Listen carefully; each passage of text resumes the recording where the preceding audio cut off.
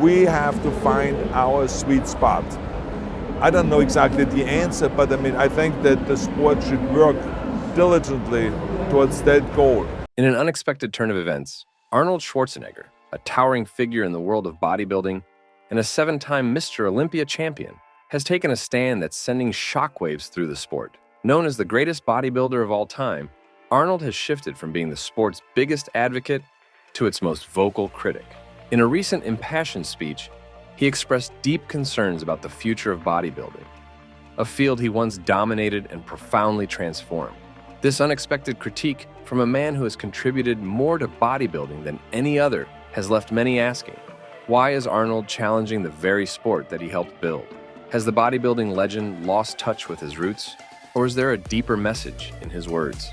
Is he feeling overshadowed by the new generation of bodybuilders? Or are his concerns born from a place of genuine love and foresight for the sport?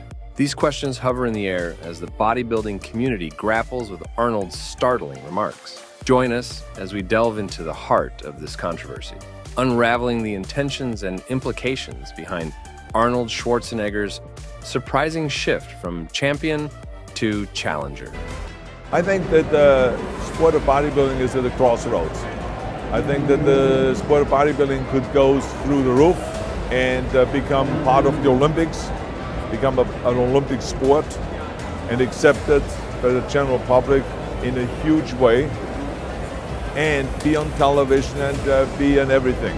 Or it regresses back again to become a subculture where it's only for a limited amount of characters, like it was in the 40s, 50s, and 60s. And I think we worked very hard to get it out of that in the 70s.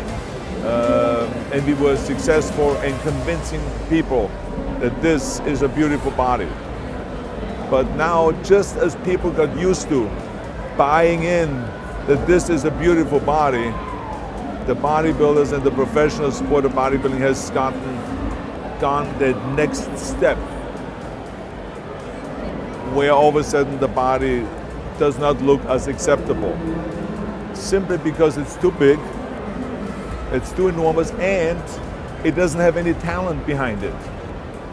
So therefore, when you look at the stage of a bodybuilding competition or of a woman's competition, you see performances that will make you just say, oh my God, how did they do that?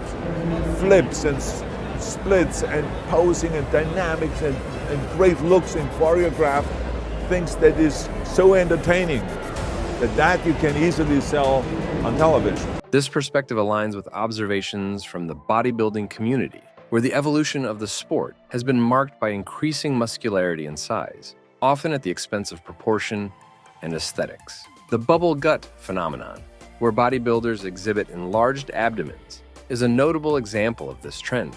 This development is seen as a departure from the golden era of bodybuilding, exemplified by athletes like Frank Zane and Arnold Schwarzenegger himself, where balance, symmetry, and a classical physique were celebrated.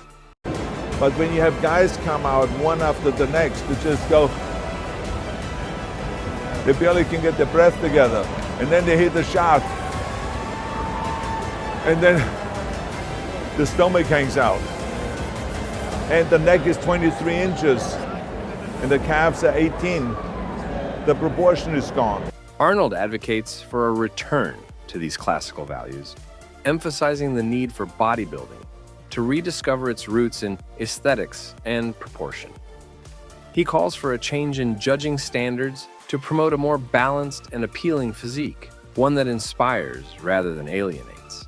His vision is for bodybuilding to become a mainstream respected sport once again, potentially even part of the Olympics. Interestingly, there's a growing sentiment within the bodybuilding community supporting this shift. The rise of the classic physique division is seen as a positive development, offering an alternative to the mass monster ideal that has dominated the sport. This division encourages competitors to focus on a more balanced, well-proportioned physique, reminiscent of the classic bodybuilders of the past. The hope is that this new direction will not only preserve the sport's legacy, but also attract a new generation of athletes and fans who appreciate the beauty of a well-sculpted, athletic body. In the old days, you always had to bring something else to the table in order to be a champion. And so I think that if it continues this way, we will have more and more people shy away from that and say, I don't want to look like that. And the more we go the other way and find a way where it is the sweet spot, and then we will go through the roof.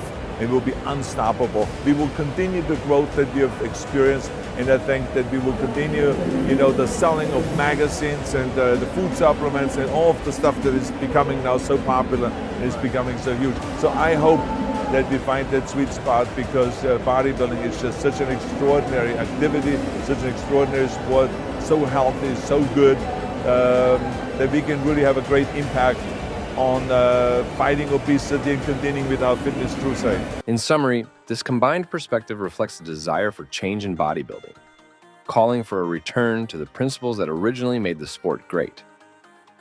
Arnold Schwarzenegger's advocacy, coupled with the evolving views within the bodybuilding community, suggests a bright future for the sport, one that honors its heritage while adapting to contemporary ideals of health and beauty. Thank you for joining us on this insightful journey. Until we meet again, may the spirit of bodybuilding continue to inspire and evolve, just as it has since its inception.